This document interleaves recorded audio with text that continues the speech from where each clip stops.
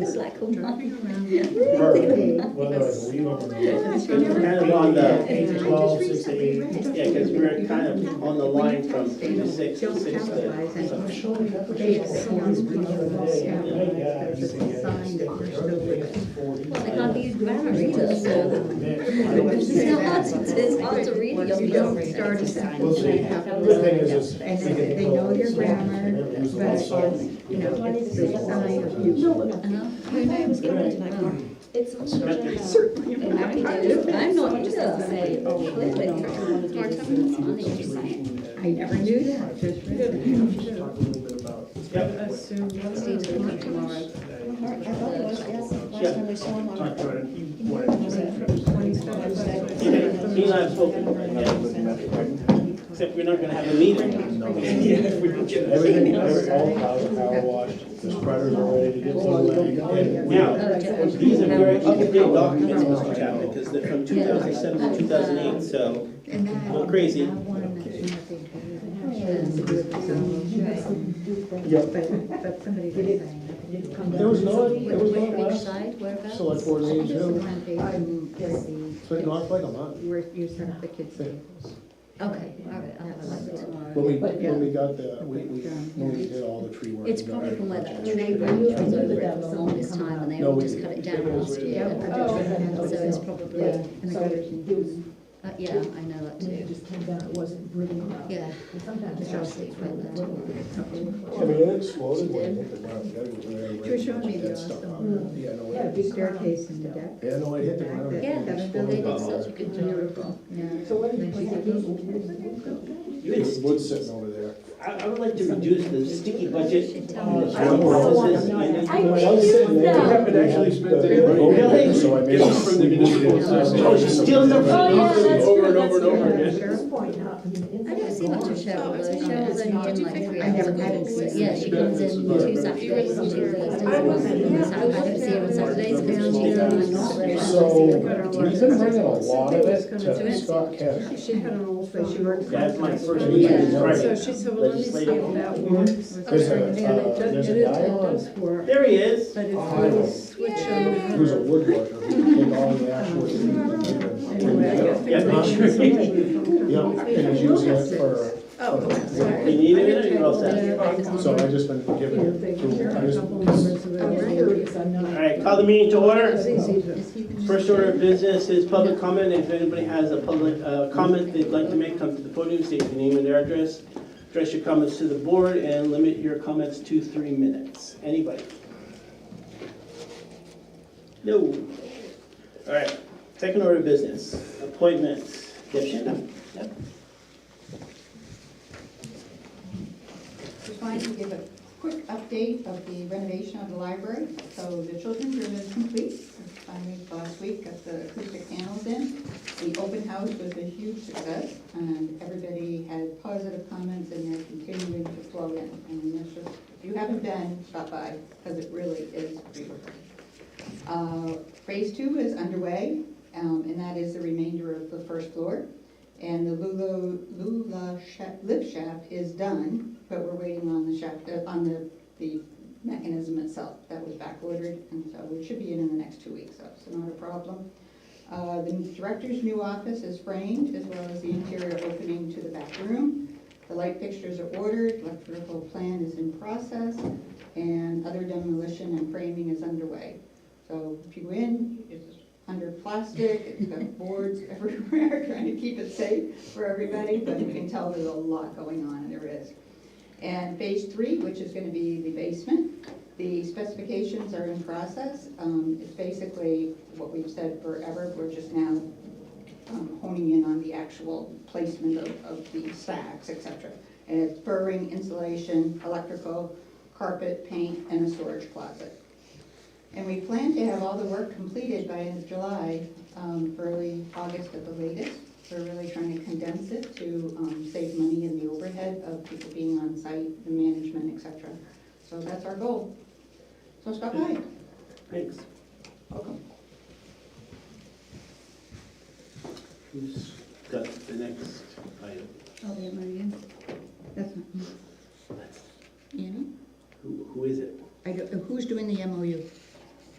Boy. All right. Okay, I'm Katrina Rosika, library trustee. If you want to just have it done. We have drafted a memorandum of understanding between the library and the town, really just to memorialize in writing the respective responsibilities in terms of maintaining the library, particularly in light of all the renovations we were doing. We just want to ensure that the building is maintained. We understand the town is doing a lot of things already through more of an informal arrangement, so basically we're just seeking to formalize that existing relationship, put a plan in place if there's any gap. So Andy helpfully met with us a couple weeks ago, provided some commentary, so I think we have an agreed to draft.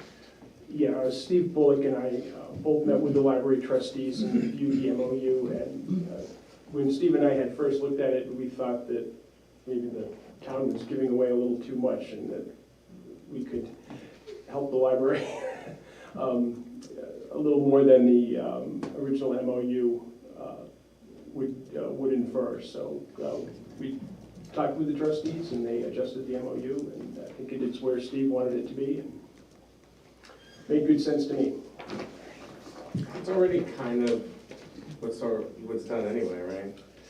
There's some of it, but this just clarifies and puts down in writing that, I know the New Hampshire Library Association recommends that you have a written MOU. Most of the towns around us do. So of these things that are listed, which ones are we already doing? Steve can address that probably better than I can. We're already doing all of them. All of them, Everything that's there we're already doing. Nothing new was added. Oh, the only thing we did add, Steve, was the lift maintenance. So- Yeah, sorry, yeah, there's lift maintenance, and that's because it's new, so it would just jump on the same contract as the one that's here. And Steve is not going to do flowers or gardening. Okay, in terms of some of these things, because the RSA doesn't include some of these things, in terms of, because that relationship is already spelled out in the RSA. That's right. I think the intent of both parties is to be as cost effective as possible, so, you know, we understand that the RSA prescribes, you know, certain items falling within the library's responsibility, but, you know, based on our conversations with Andy and Steve, excuse me, we felt that we would delegate that to the town, just in terms of wanting to save money.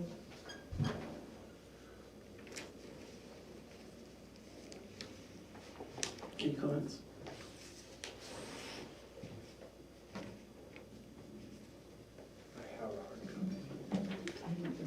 Mr. Chapman?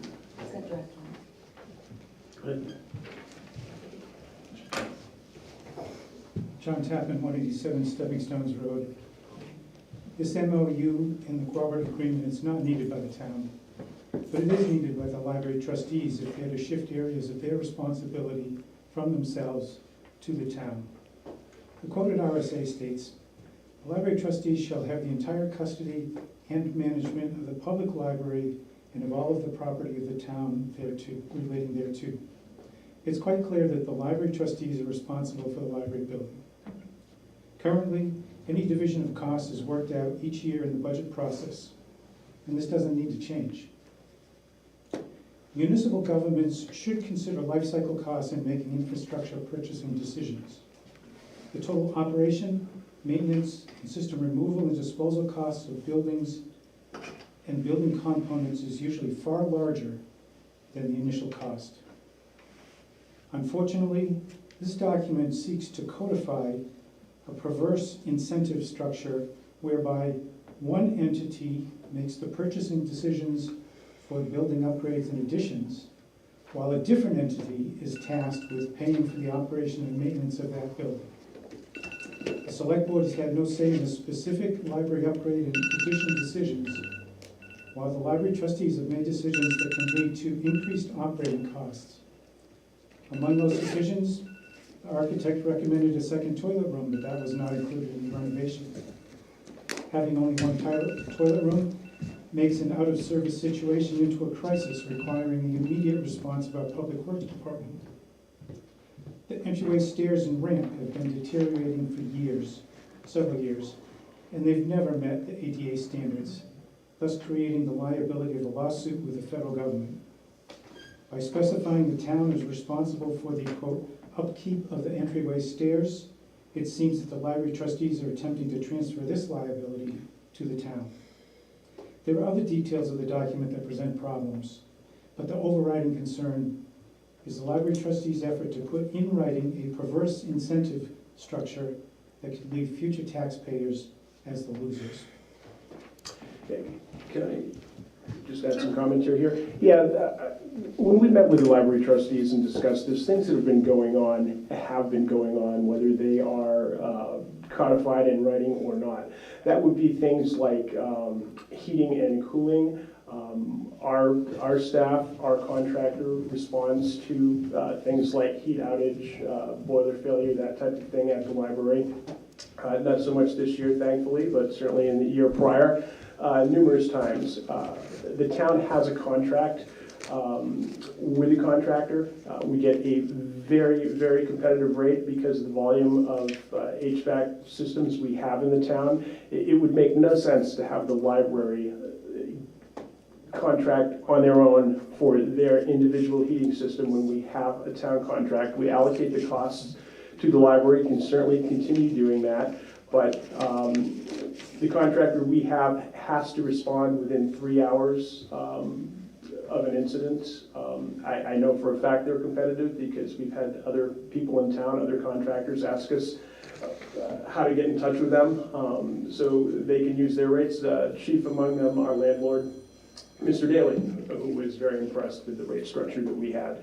But I think it's things like that that we were looking at in this agreement. Not to change anything, our DPW has been doing the things listed on there, as I said, with the exception of gardening and flowers, which they were going to leave as is, but it really doesn't make sense to cut the library loose and put them on their own. Can I make a follow-up comment? I mean, you mentioned shifting liability, but as the state's, the library is included in the town's insurance liability policy. So there is no shift of liability from like a legal perspective, because should something happen on the library property, it's the town's insurance that applies. There's no separation There's between no the library separation. and It's our not a coverage. distinct policy for liability insurance. So I wanted to correct that statement. Mr. Chapman?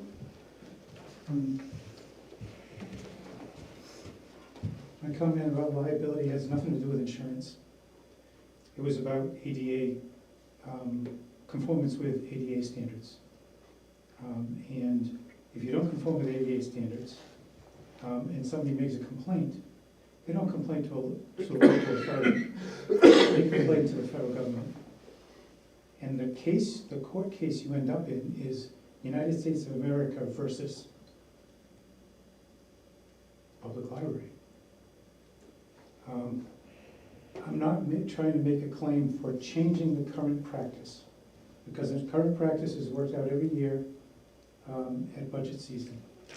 The problem is this puts in writing a bad government practice of having one group decide what goes into the building, and I've watched when they've told their architect, we are interested in the wow factor. But as a taxpayer, I'm interested in life cycle cost. And I think most of the taxpayers in town are interested in life cycle cost. What is it going to cost us in the long run for this building? And any municipal entity that is making those decisions for what goes into the building should be considering, and then what does it cost to maintain what we put in? How long does it last? What does it cost to take it out, to put in a replacement, etc.? It's life cycle cost. And when you separate the two entities and do it officially on paper, you've completely taken away what should be an incentive to consider life cycle cost. So I'm not arguing for a change in current practice, but I'm saying that when you put it in writing and say, this is what we're going to do going forward, that's bad government. Any other, anybody want to make a comment? One thing that I would note is, Katrina didn't start with an introduction, but Katrina is an attorney. And she was the one that drafted the MOU, and I know she looked at other MOUs as well, I'm sure. This is not legal advice. I don't represent anybody here. I just wanted to clarify that we were I'm done. not acting as counsel for any party here. But yes, I understand what you're saying. Again, I think the concern is that this is some sort of open-ended bucket of funds that the library is attempting to create for itself to maintain the library, but that is not the case. The goal here is truly to reduce costs. I mean, the first draft we had of this document had the library taking on a greater set of responsibilities, and it was through a conversation with the town that we established a lot of these things could be done in a more efficient way. We agree. I mean, I think it's a reasonable outcome that we have come to here. Mr. Bullock? She just said what I was gonna say. That the first MOU didn't have the town doing, the first draft didn't have the town doing anything but pay for heat and do the cleaning and the pest control. And a lot of just doing that bare minimum is what got us in trouble with the Department of Labor a few years ago. And if, now that we got a plan in place to check all the lights and all the fire extinguishers and everything else, you were gonna rely on the people at the library to go in, and they don't even know that we do it because we go in before they're even there, to check all the lights and change all the batteries and stuff and the light bulbs that are in the emergency lights and stuff.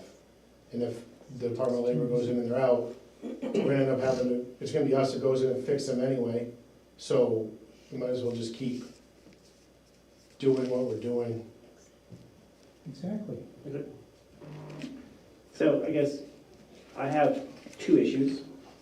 One, some of these things, Andy, you mentioned in terms of HVAC maintenance, we share the cost. So this says the town is responsible for the following, which is then not true then, correct? Well, no, I think the town would, under that MOU, the town would be responsible, and right now, we are responsible, we show up. Yeah, but right now, what happens is that cost gets split, right? No, No, it does not get split. So what gets split on here? You mentioned some things. that Oh, get I split. just meant that we account for the expenditures by building. I have a list of what we've spent at the library for repairs, that type of thing, but we don't split it during the year between the two budgets, no. And you don't do that with fuel either? We do with, what do we do? Heat. Fuel, electricity? I don't pay any electricity, they pay all their own electricity, and heat gets split at the end of the year. Yeah. Other than that, everything So- is paid for out of the building maintenance budget. Okay, now For the I'm public confused, works because it says electrical. So is that electrical power? Is it, No, what is it? it's maintaining the electric system, Okay, but not the provision of electricity, not the actual electricity itself. all right. And my other concern I have is, okay, if it's working now, why are we changing? Why is this being proposed? Is something not working? Is it a solution looking for a cause? What's the, I think, so the trustees, again, going through this renovation process, you know, we are pleased that the builders in the town supported that. We just want to ensure that the building is maintained moving forward, since we're spending so much taxpayer money doing this renovation. It's beautiful. We want to make sure that it stays that way. So it felt like the right time to put something in writing to say, okay, this is where the town is going to step in, this is where the trustees will step in. If we want to change it, I mean, there's a way that, you know, we can amend this as we go forward. If something doesn't work, we need to move something from one bucket to the other. You know, it's a living document that can be altered. okay.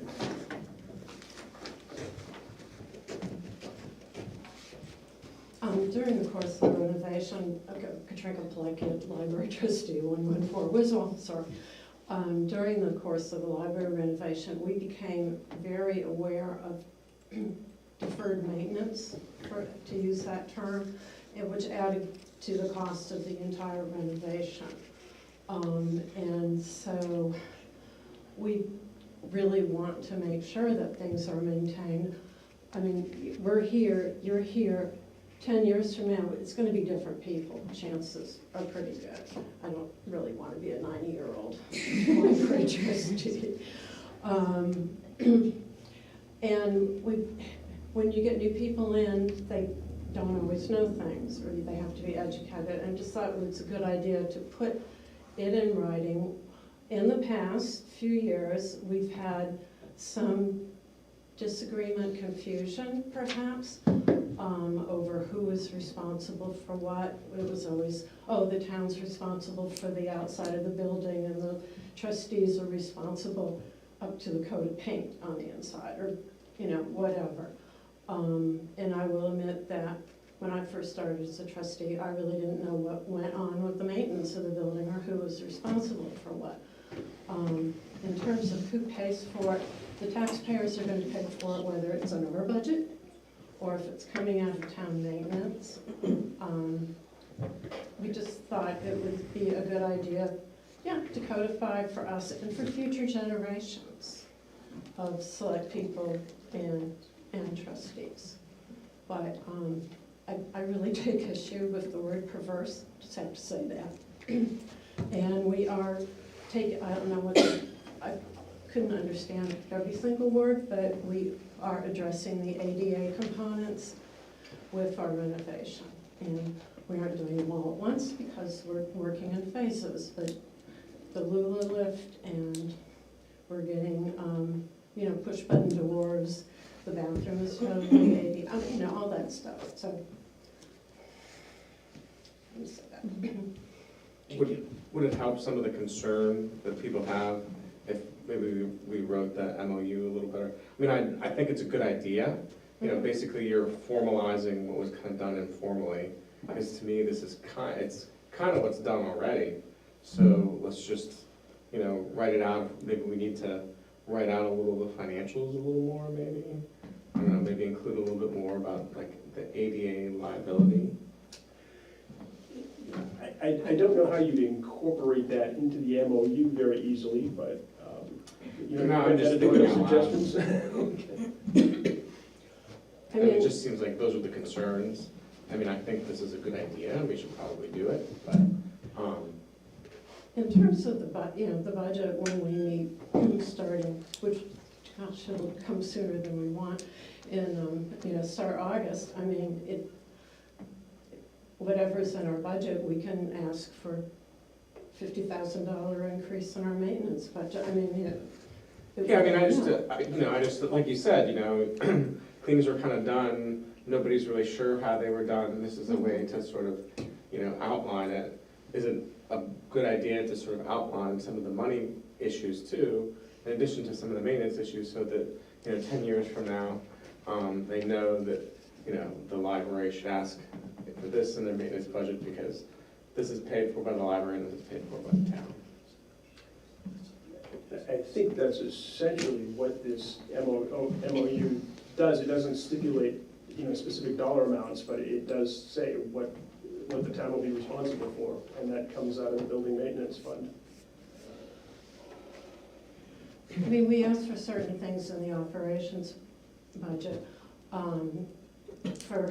I know there were changes, we do pay for our electricity. It used to be the town paid for that, but it was part of our budget, now we do it. Heating, if there's an allotment, we don't get that as part of our. But I'm just wondering, because, you know, like, you and I can sit here and talk about it and understand it, Mhm. but 10 years from now, is someone looking at this gonna understand that? I mean, because it says electrical, but, you know, like, what he was asking, is that like electricity? Is that like electrical wiring? You know, what is that? So we could say electrical maintenance. I mean, I don't know, I'm just, you know, this is all kind of thinking out And we loud. pay our own phone bill too, and we Yeah. haven't put that in there. But we did mention the internet just because we have a contract with a company that we do, so that we do service that ourselves, so.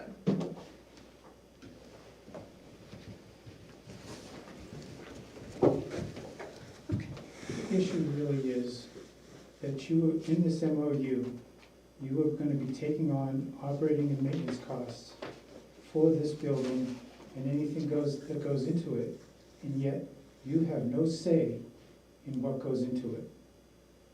So you're taking on for the town to pay for whatever it costs to maintain and operate whatever the library trustees decide to put into that building. If they want more features, then they put in cheaper features so that they can afford more features. And you're gonna pay for those. And that's the real issue. It's the separation of what party decides what goes into the building and then what party has to pay for whatever went into the building. That's the issue. It can be fixed in two ways. One way is just don't do this MOU, so you haven't codified this perverse incentive. The other way is you have an MOU that says, and the select board has a seat at the table deciding what goes into the building. That So would be in direct violation of state RSA to my mind, but operating and maintenance in direct violation. It says that the library trustees, it's their building. They're responsible for the operation of it.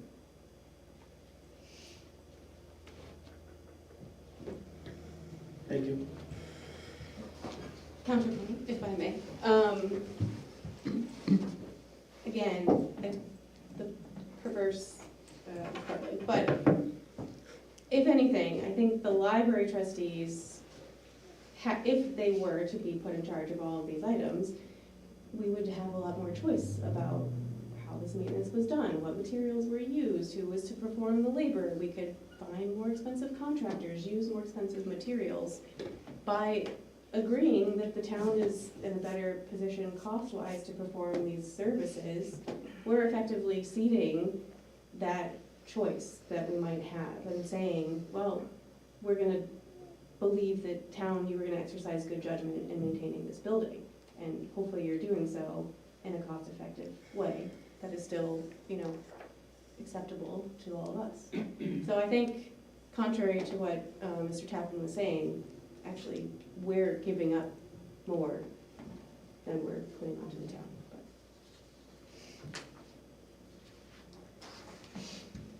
Any other comments? Do other towns do MOU? yes, there are a number of other, most of the towns around us have. Annie Gosowski, library trustee, Lamprey Lane. If you feel that we need to redraft this again, we can do that. That's the whole idea here, that this is a draft.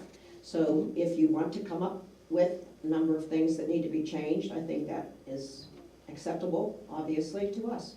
Sure, I think it's a good idea, maybe there's a little bit of pushback. I'm just trying to hopefully find a way forward so that, we can get everybody to agree and move forward on it, because I do think formalizing something is a good idea.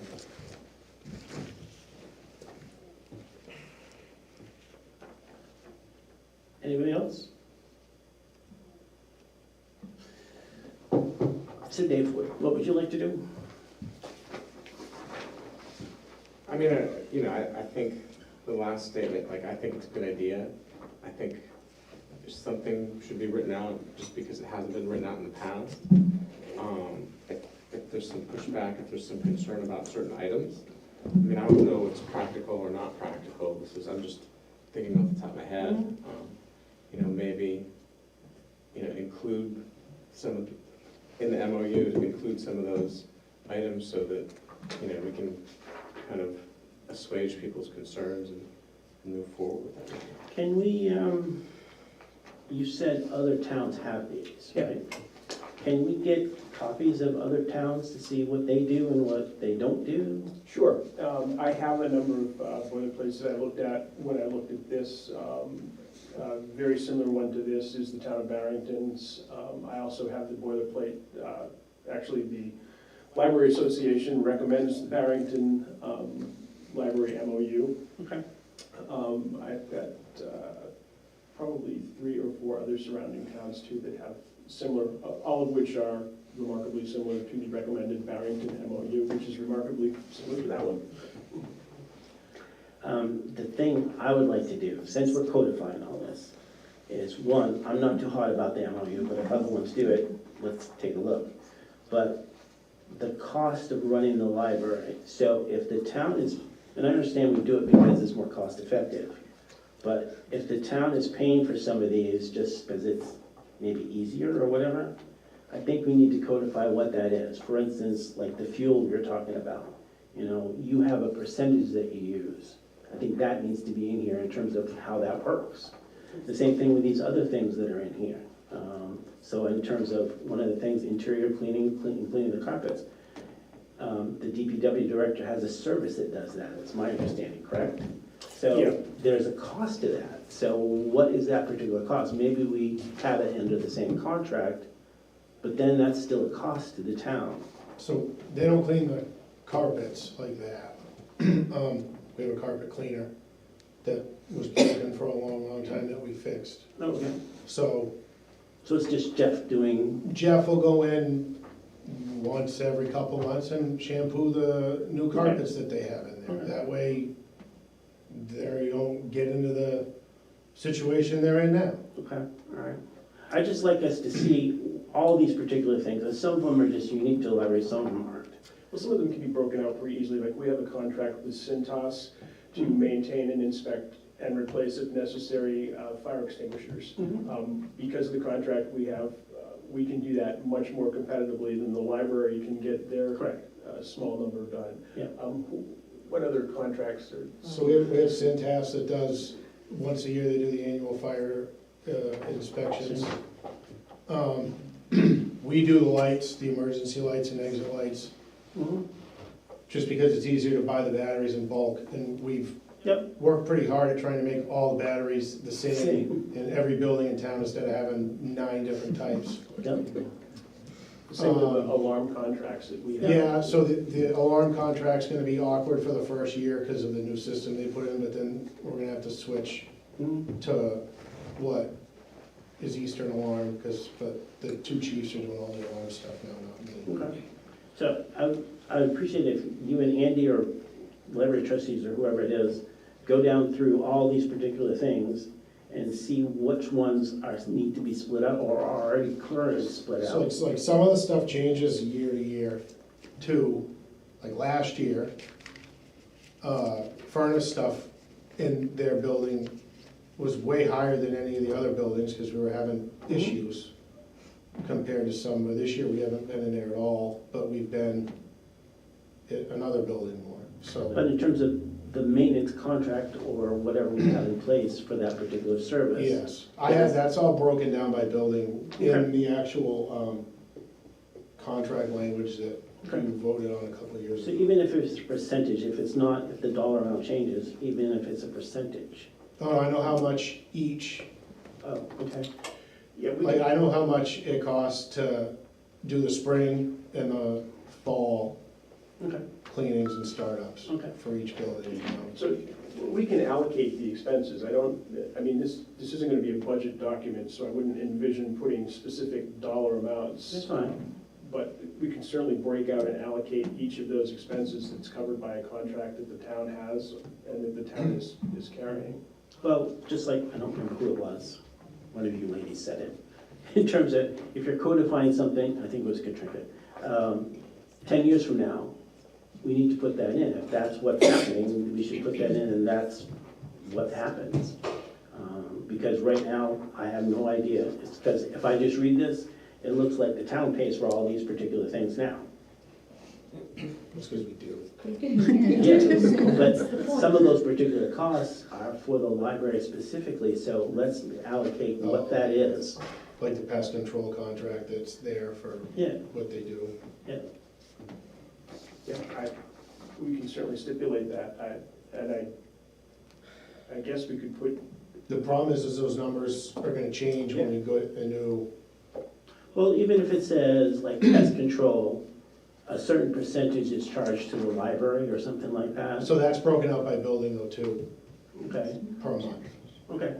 So like I know what they're gonna cost. The problem is, the furnace one, we extended for 3 years. So at the end of 3 years, all those numbers are gonna change, because we're either gonna decide to stay with them and their prices are gonna go up like everything always does, or we go with somebody else and then who Well- knows what we get. This document can be a living document, just because you sign it right now doesn't mean something can't change in 3 years. What I'm trying to get at is, in terms of when you look at the library's budget, the library's budget is $200,000. Well, some of that the town's paying for, it's in our line items. So it'd be nice to allocate what those are, not necessarily say, hey, library, here's your 48,000 that we give you as your quarterly, pick up those expenses. That's not what I'm saying. I'm saying, let's put those in.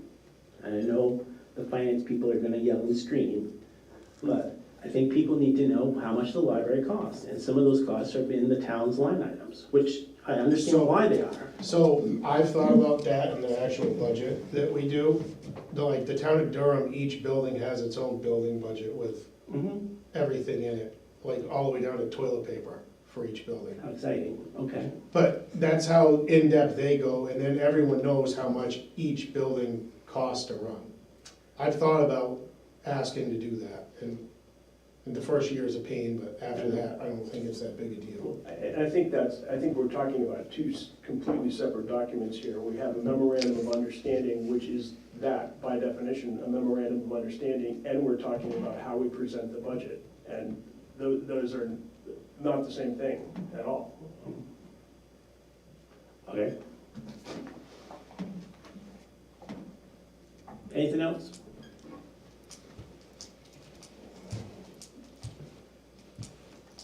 No? You got a trustee appointment for Nelson? I have the paperwork if you want it. Yes, Mark Nelson wasn't able to be here tonight, but he has been an alternate on our board from the beginning of 2 years ago. And when one of the trustees resigned, we would like him to move into that position, and that would fill out the year of that trustee that resigned. Okay. So it would be until the end of 2025.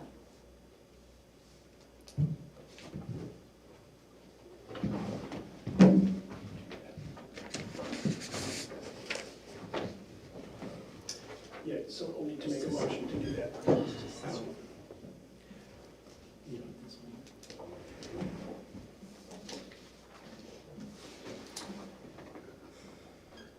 You are a doctor, aren't you? I am. I can have tell. the bad You can tell by his signature signature on the he's a back. doctor. Yeah, because it's not. I- Yeah, we need a motion. Yeah, I'm getting, I move to appoint Mark Nelson to be a library trustee, effective April 1st, 2024, for the remainder of the term. Do I have a second? Second. Any discussion? No. All those in favor, say aye. Aye, motion passes. Steve Bullock? Thank you.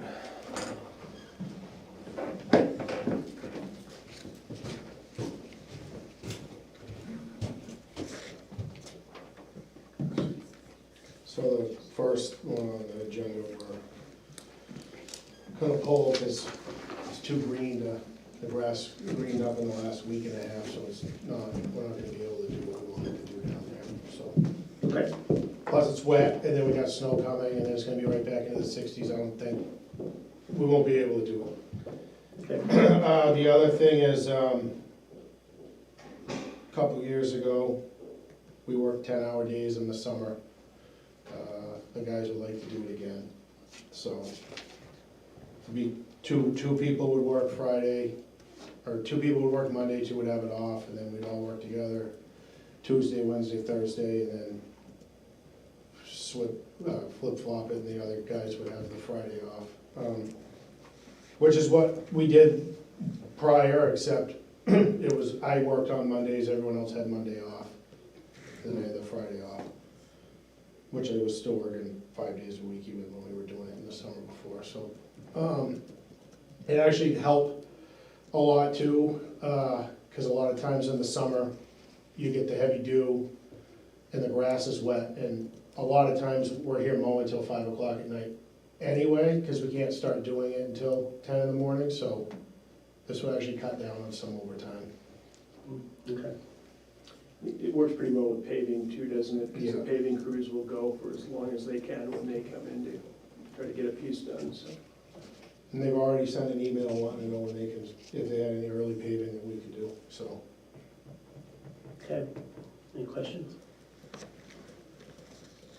You all set? Dave? I move to grant the Public Works Director to implement a summer work schedule for the Highway Department employees, including the Director. Said schedule to start on May 13th, 2024, and to end on September 13th, 2024, and will incorporate the following rules. 2 employees will work on Mondays, 7 a.m. to 5 p.m. 2 employees will work on Fridays, 7 a.m. to 5 p.m., and all 4 employees will work on Tuesday, Wednesday, and Thursday, 7 a.m. to 5 p.m. Do I have a second? Second. Any discussion? No? All those in favor say aye. Aye. Motion passes. Thank you. Mr. Andy? Yeah, had several things and a couple of miscellaneous small items as well, but the first was to discuss another meeting with Madberry and what you might want to talk with Madberry about. I've been in contact with Mr. Fischbaum in Madberry. He gave me some information on their transfer station and their trash hauling. I don't know that that's a real priority for Barrington. They might be interested, they might not be. I can give you a little bit of information about that. Their station is open from the last Saturday in April to the 3rd Saturday in November. Fairly limited in what they take for material. They'll take furniture, yard waste, brush, small stumps, metal items. Load size is limited to a car trunk or a pickup truck bed. They own 3 30-yard containers, which they pay Waste Innovations $325 a haul, per haul, per container. Last year, they made 18 haulage requests and transported 32 containers, so a little over $10,000. I ran some numbers just on mileage. It is 6.5 miles from the Lee transfer station to the Madberry transfer station. It is 10 miles from the Madberry transfer station to Turnkey, and they're Lamprey River, so we need to haul to Turnkey if we did their hauling. And it's 12 miles back to Lee from Turnkey, so it's a 28.5 round trip for 1 container, and you'd have some back and forth in the middle if we hauled 2 or 3. The other thing that I had looked into, I talked with the Municipal Association, and RSA 53-A requires some pretty specific requirements, even for small things like offering to haul a neighboring town's trash. So there's a series of 6 conditions that you have to notate specifically and get the AG's office to approve before you can move forward with a joint agreement. Specifically, what are the 5? They are, you need to specify the duration, the precise organization, composition, and nature of any separate legal or administrative entity created, which we probably wouldn't create a separate entity for something like this. Its purpose, the manner of financing the joint or cooperative undertaking and establishing, the method to be employed in accomplishing the partial or complete termination of any agreement, and for disposing of any property jointly held upon such termination, and any other necessary and proper matters as the Attorney General sees fit. So, not particular rocket science, but it would probably require me getting the town attorney to draft something. So the response to what they wanted to explore was just transfer station? I think they're much more interested in exploring fire service than they are the transfer station. Just this board and DPW director had discussed small steps, and helping them with their trash hauling was one small step. I'm not sure what the status, Eric did not tell me what the status of their present contract is with Wynn.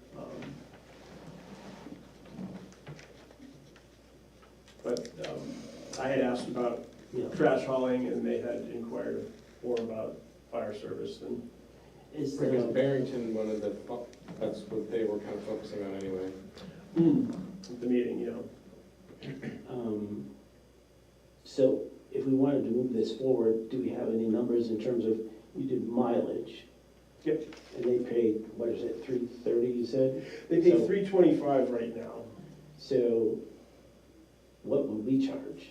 Is that, The DPW director had mentioned a figure of $250, but I don't, he left? he left. Two things that came to mind when I was talking with them is one, your original imperative that this has to be worthwhile to Lee. We have, our truck driver is at $25.50 an hour. Overtime is at $38.25 an hour. He's working 40 hours or better every week now, so adding this would more than likely add some overtime labor costs, but. I'm just wondering if maybe you and or Steve can go through and just rough up what it would cost us to do it and what we could receive in revenue and see if it's anything that's even worthwhile. So Yeah, because you mentioned like, what was it, the $10,000 figure?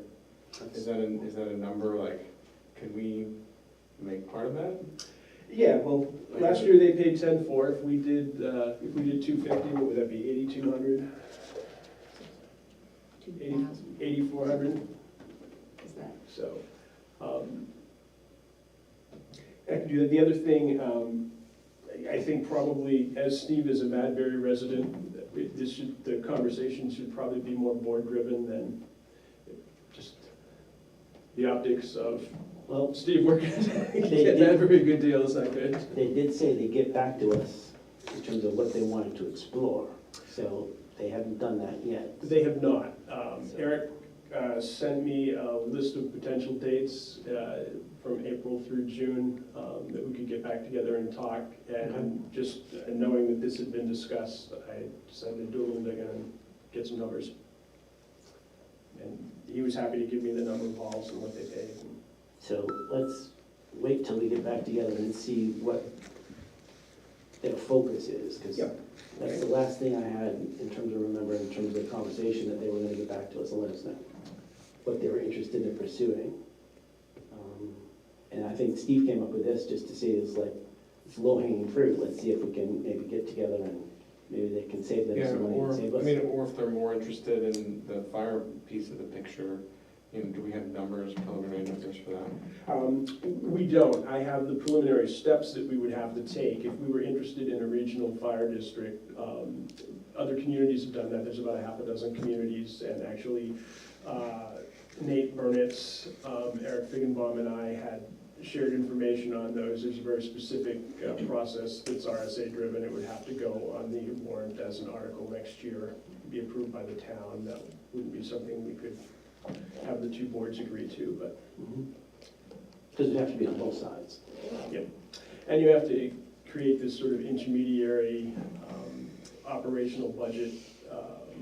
And typically you wouldn't have a board of directors, but you'd have a board of engineers or something like that that would oversee the intermediary governance of the regional district. Well, I'd say we wait and see what they come up with. And so you have dates from them in terms of when they're available, or? He just gave me their meeting schedule Oh, going forward, so.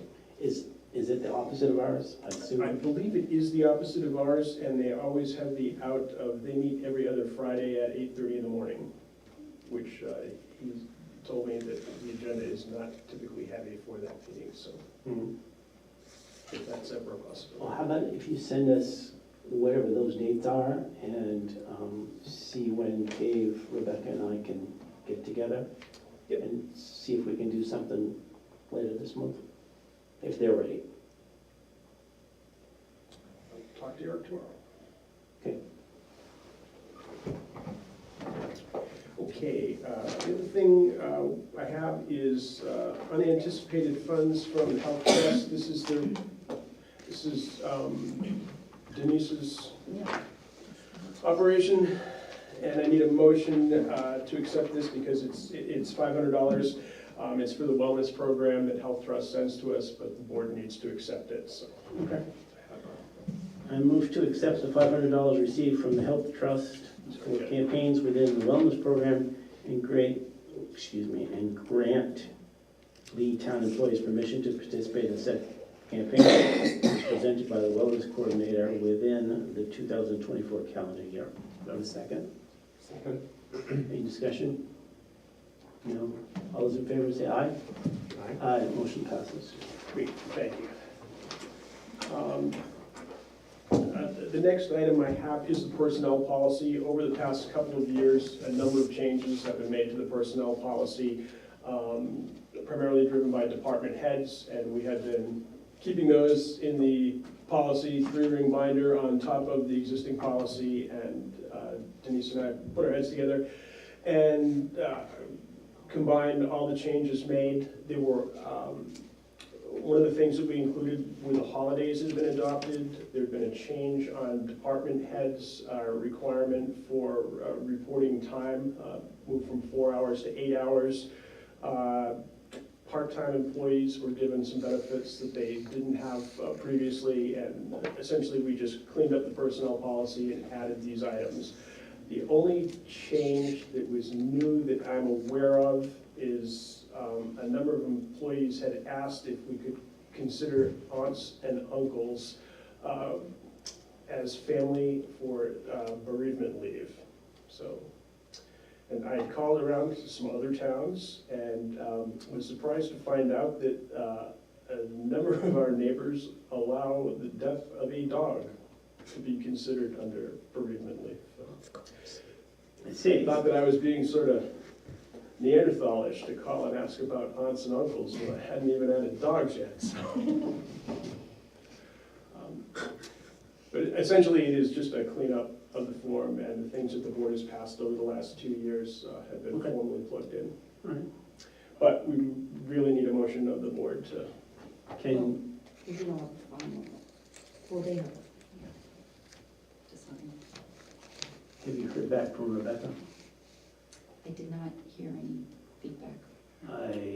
We've been operating just fine in this mode, so we can certainly hold on for 2 weeks until Rebecca's with us. Well, that's an important document, so, and she's back next time, right? Yeah. So like if we could hold on to, Absolutely. just put it on the agenda for the next meeting.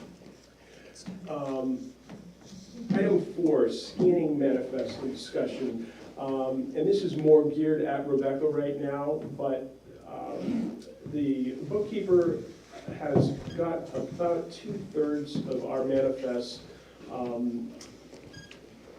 in scannable fashion now, and we pay it online. Essentially, we have moved, with the transition from finance director to bookkeeper, we've moved to scanning all our documents, all our invoices, things are paid, we scan the payrolls, we can scan the manifests. I had looked at Dropbox, which has a fairly significant cost to it, and then talked to Steve Gagnon, our IT person, and under our Microsoft license, we have SharePoint licenses for the SharePoint accounts that can more than adequately handle this. So what I intend to do is move the manifest to a SharePoint account that I'll give the select board access to, so all 3 of you can look at that online at your convenience, and we won't have somebody trying to race home from work to get to the office while someone's still there so they can go through the manifest. I also anticipate seeing some significant savings and ease of use by paying things online. As I said, we've got about 2/3 of our invoicing set up as of last week. Pretty much everything we can pay online to be paid online, and we'll still keep a paper trail. It won't necessarily be a paper trail, it'll be scanned documents to satisfy the auditors and give us the ability to track things easily, but just postage alone, we're gonna see some savings, and filing and storage and that type of thing, I'm looking forward to. Very nice. Real benefit from that. Good job. Couple of other things I wanted to mention, actually only one other thing I think that I had to mention, and that was Senate Bill 553 regarding the public investment pool here in New Hampshire. The banking lobby has made a strong charge to get a senator, or a group of senators, to introduce a bill blocking New Hampshire municipalities from using what's commonly referred to as PDIP, the investment pool. The investment pool has historically paid higher interest rates than any commercial offerings in New Hampshire. I started talking with Treasurer Ben Jeans about this probably 2 months ago. We had sent letters to representatives. I had contacted Eric after he got elected. Ben and I had both written to Senator Perkins. Brought John Tappan into the conversation a few weeks back and began copying John on the emails that I was sharing with Ben and others. Todd Selig in Durham put together a very nice, basically just white paper talking about why this is a horrible idea for New Hampshire municipalities to be barred from using PDIP. And my take on it is it really is it's a banking lobby move. Pretty much every community in New Hampshire uses PDIP, and for good reason. And there's some money to be grabbed. So I know I'd spoken with John earlier today, and John had wanted to comment on it briefly, if the board doesn't mind. And I can send you the information page I have as well. John Tappan, I'm the chair and bookkeeper for the trustees of trust funds, but I'm not bringing to you any statement of opinion from the trustees. I'm simply speaking as the bookkeeper and just bringing some statements of fact. The change that's proposed in Senate Bill 553 is to require that the investment pool make all of its investments within the state of New Hampshire, and that all of those investments be insured or collateralized. Currently, they are not. The investment pool has, for quite a while, been rated AAA-M by S&P Global Ratings. AAA-M, switch to the big font size. AAA-M demonstrates, a fund rated AAA-M demonstrates extremely strong capacity to maintain principal stability and to limit exposure to principal losses due to credit risk. AAA-M is the highest principal stability fund rating assigned by S&P Global Ratings. They have 6 ratings. This is the highest. Since October of 2016, all of the public money trust and reserve funds have been pooled. These funds have been pooled to invest in common. Thus, we have on one side of our books, if you'll consider it this way, all of the town's trust and reserve funds.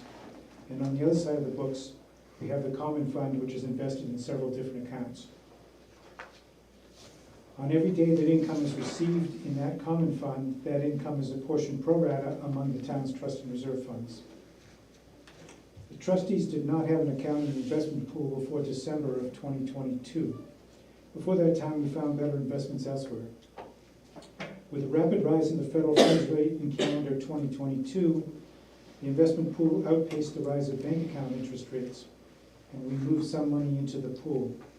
We moved more money into the pool when the fiscal year 2024 appropriations were deposited. The investment pool currently provides the best return of all of the current public money accounts that we have. This return can vary from day to day. The 7-day annualized yield is posted the day after each business day, and I track that yield each day that it's posted. Go online to look at what it is, and record it, keep track of how it's doing compared to our other investments. In the current interest rate environment, the investment pool provides an advantage to the town in 2 ways.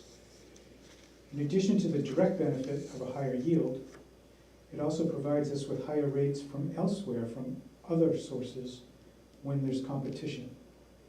And we have had cases where that has happened specifically because I'm very free with explaining to banks, here's what we're looking at, here's what we have, what can you do? In March, the public money trust and reserve funds, that's all the town public money funds, earned almost $17,500. They're currently earning at the rate of about $208,000 per year. part of that, is, an important part of that, is because of the investment pool and the way that the investment pool is able to make its investments now. I'm continuing to evaluate what the changes to the pool's investment rules could mean for the town of Lee. That's all I have. Are there any questions? I do have a question. What is the municipal association going to do about this? Because I assume everybody that's a town is going to be negatively impacted, so. The municipal association is against the bill. Unfortunately, Senator Perkins did reply to both the treasurer and myself and say that she is firmly in favor of the bill. Eric Johnson is reviewing the information and didn't give me a direction that he's had it at the time. But the municipal association is firmly against the bill. Is there anything from the senator's response in terms of why she is in favor of it? Relatively vague. I can forward the letter. If you look at the New Hampshire Bankers Association, they have right up front a lot of information about it. And we could at some point talk about some of the details there. And within the bill, the state LBA has to state what the cost would be to the state. And it says that the cost to the state for years 25 through 27 is less than $10,000 per year. But I think that's just the cost of the state changing the rules. The cost to the town of Lee currently would be significantly more than that. But I should emphasize that that has been different in the past. Currently, the total amount of money invested in the pool is more than double what it was like a year and a half ago. And back at that time, we were able to get better rates elsewhere.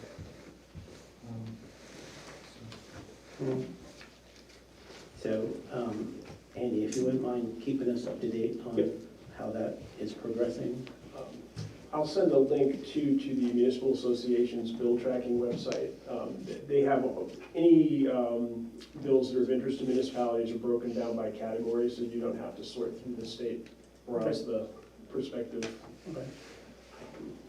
I'll also bring it up when we meet the first time this Friday, because I'm on the finance subcommittee, so hopefully we'll put that as like a number one for them to go after. But yeah, there's another bill that I'll bring you information on too. It appears that the ADU bill that has some implications for towns passed on Thursday. I thought it was going to be found ITL. I believe it passed, so that may have some implications. Is that 272 that they referenced in the?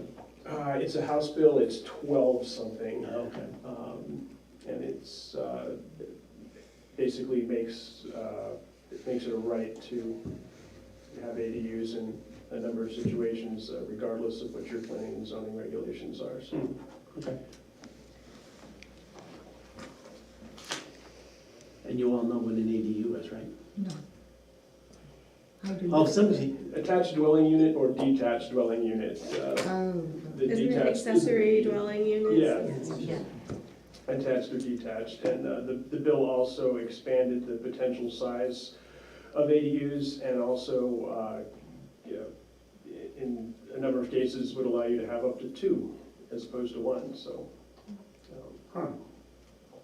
Okay. All right. Anything else, Andy? no. Consent agenda. Anything you want to take out, David? So I move to accept the consent agenda as presented. Do I have a second? Second. Any discussion? No. All those in favor say aye. Aye. Motion passes. There is the consent agenda. I'm going to follow it with the manifest, which I'll show it.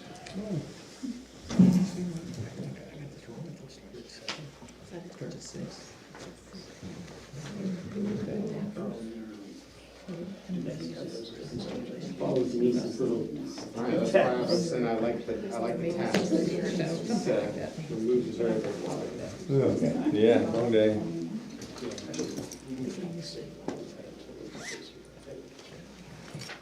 Oh, Mark. Town clerk. Oh, go for swearing sometime this week? Got it. Yes. And if you didn't get the memo, the town clerk's office is closed Mondays and Fridays now, and open Tuesday, Wednesday, and Thursday. Yes. And late on Before the Tuesdays. meeting, so you can vote. We have a steady stream of people every day at the door. Why that?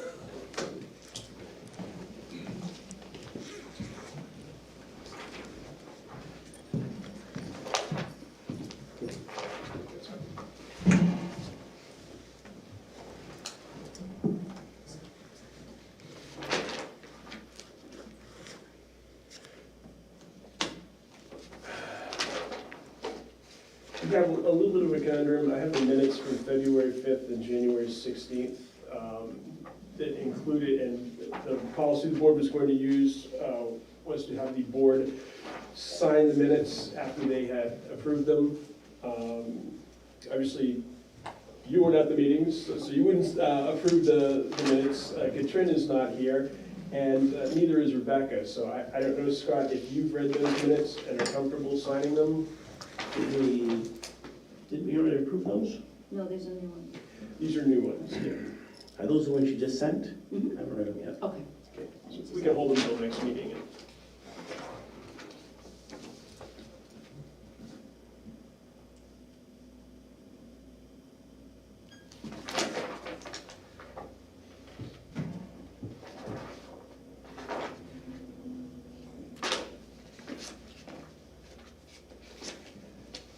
It's sneaky on us, Denise. I know one was on the back, and that's weird. Oh, did I miss one? That's okay. I'm not surprised. Yeah, Denise gets sneaky with her little Well, that's sticky why I put the toes. sticky on the other one, thinking Karen would work it out.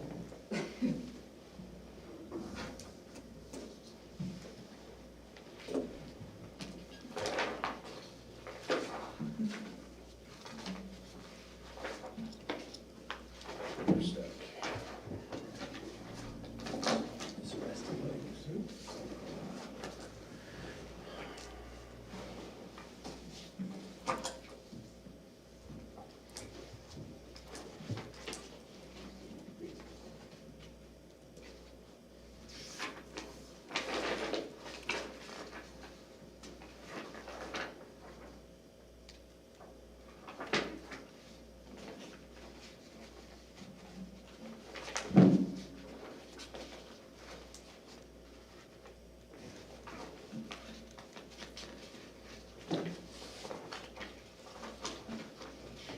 Rebecca reviewed the manifest already, I assume. She did.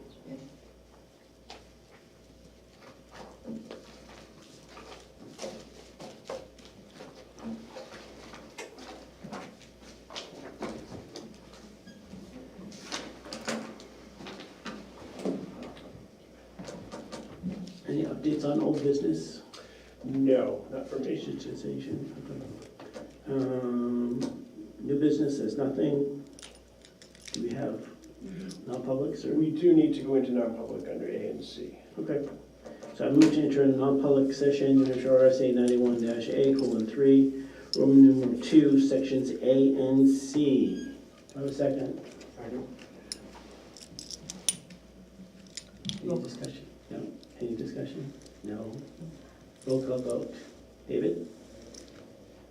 Yes? Scott will be yes. Motion passes.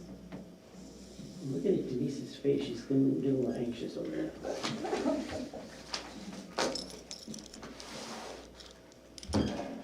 And for the assessing matter, we need to bring Denise in with us. Okay.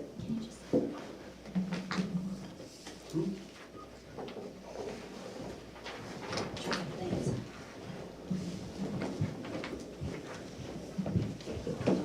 So we go in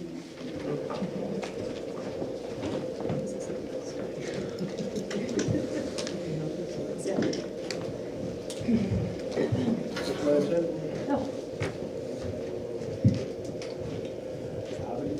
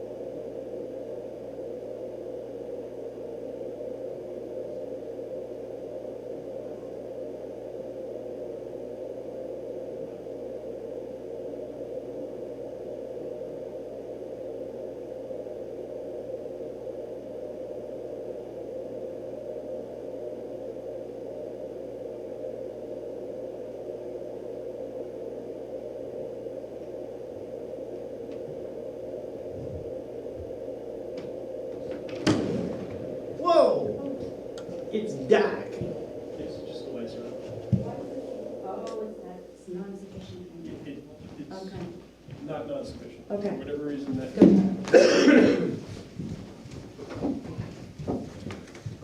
It's not wrong.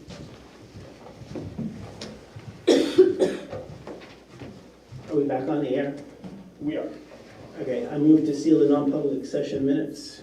Do I have a second? Second? Discussion? No? All those in favor say aye. Aye. Motion passes. Anything else? No, I would just mention while we're being recorded though, that I did distribute a letter from Amy Doherty, some of her concerns to the select board this morning electronically. Okay, fair enough. Thank you. Anything else? All set? Motion to adjourn? Second? Second? All those in favor, aye. Aye. Aye, motion passes. Adjourn. Now, we'll shut the camera.